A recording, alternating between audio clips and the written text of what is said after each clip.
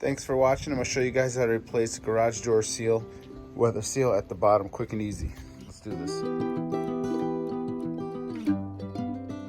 This is the type I got where it looks like an H, I guess you would say. It's got these rubber things on the end right here where the grooves can slide in on each end and you buckle it in. This is the outer part with the ribs on it. You can see mine is all mangled up. I'll show you guys how to replace it quick and easy. Whoever did this tucked it into itself, so it went out like an extra couple inches, and then they tucked it in, that way it didn't slide back and forth.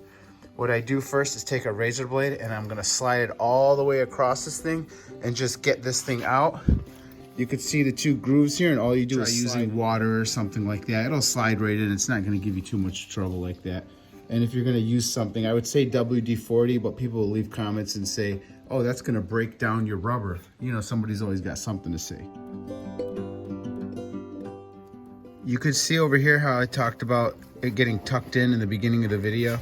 See how they just tucked it back? Well, you really can't see because it's all the way in there, but they left a couple inches on the end and they tucked it into itself. Usually you can just grab the thing and slide it all the way out after you cut out the tuck if they do that. But right now I broke it apart and now it's actually sliding out. Now you can see what I'm talking about, how they tucked it into itself. Jeez, that took 3 times. So now I'm just pulling this all the way out. Keep it going. My garage door is 16 feet. Make sure you buy the correct size for your garage door. And you don't need me to tell you how to measure something, right? Because you guys know what you're doing. All right, got that one out. Now you can see underneath the garage door how it's made. It's got the 2 little glide lips right here. It's gonna go in. So you're gonna take your weather seal right here, how it's shaped, the rib side up right there, and you're gonna slide this in. It's such a tight area that I'm working in, it's really hard for me to show you guys this.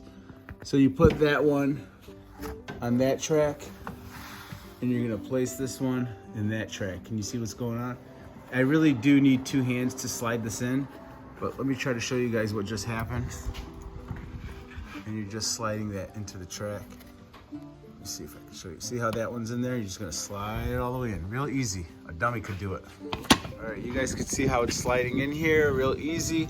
I just need 2 hands to help guide this, to lift this part up so I could slide this part in and get it all the way across.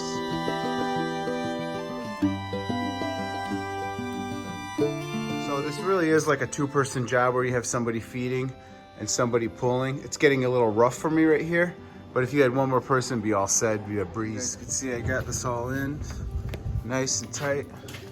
Over here, you got a couple extra inches, and that's all you do. You tuck it into itself. All I ask is give me a thumbs up. That helps me out, keeps me making good videos, teaching you guys how to do stuff.